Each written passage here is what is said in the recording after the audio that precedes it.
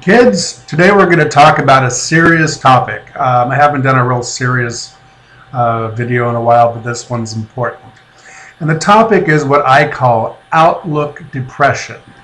Now, I know there probably is a clinical term for this that I'm unaware of, but there is nothing I would want to do less than go Googling around, learning everything I never wanted to know about depression and more.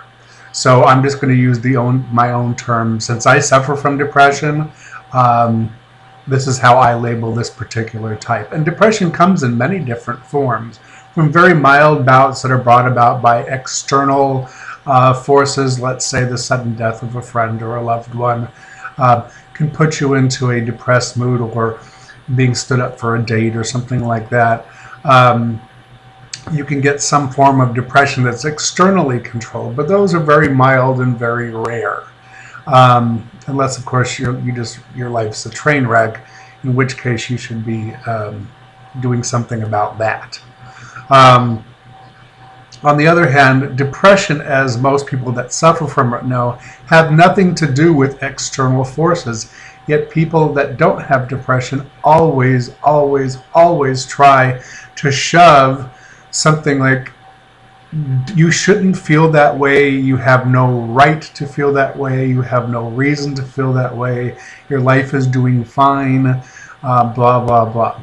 And you miss the point. That is not what emotional disorders are about, or depression.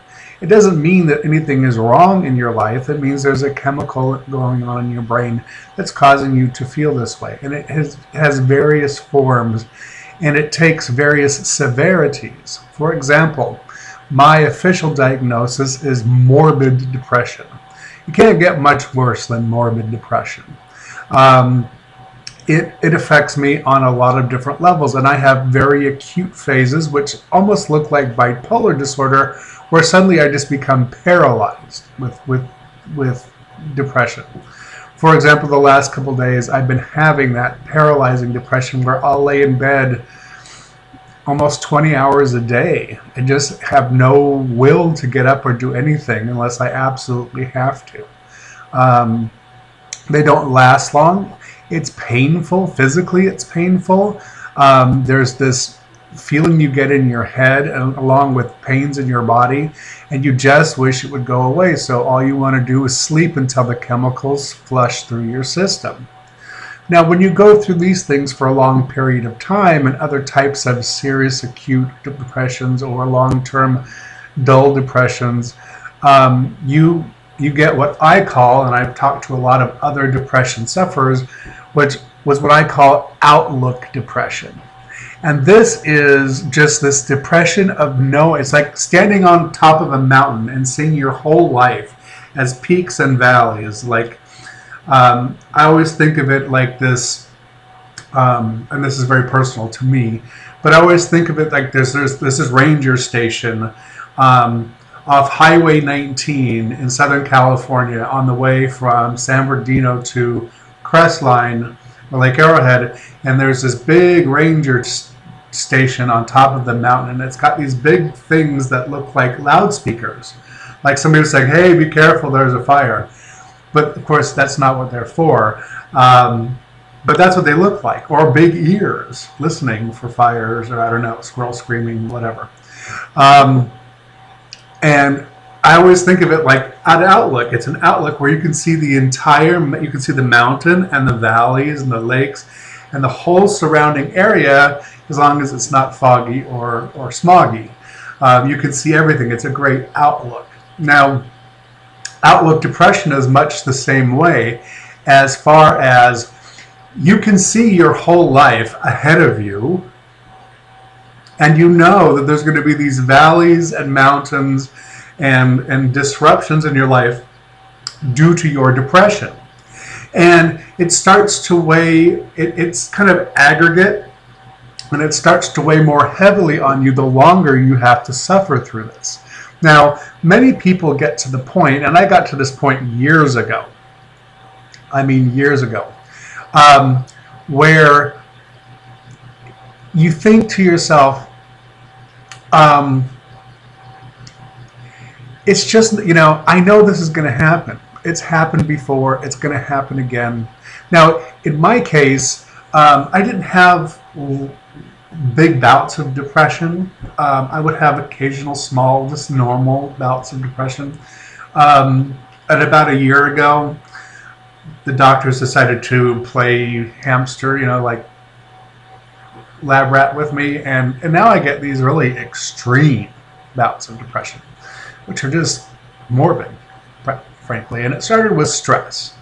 And the answer to the stress, which was breaking down everything going in my body, was to put me on these things to break the stress cycle. And when it broke the stress cycle, it broke the chemical kind of my normal and threw it all into chaos. And as I've been dealing with this the last year, I have acutely been aware of what I call outlook depression, which is the fact that, and this should be, and this is, be careful here, because this is not suicidal. Suicidal is something totally different, where you want to actively go out and kill yourself. Outlook depression leads to something where I call passive, like you're waiting to die, as opposed to wanting to die or actively going out and trying to kill yourself. You're just eagerly waiting to die, because you can't, like, frankly, when I'm depressed, or most people that I know that have this are depressed, the last thing you do is have enough energy to get up and try to kill yourself. You just want to sleep. So you're not actively out there trying to kill yourself. You just wish that at some point you would just go. And it's sooner the better. And then people with outlook depression, when they trust and talk amongst themselves, will talk about what their vision of an afterlife is. And we all have these different visions depending on our, socioeconomic background, our religious background, our faith, our lack of faith, whatever it is, whatever you believe. And whatever you find is your dream. I mean, some people want to cross over to another realm and go to something like a heaven.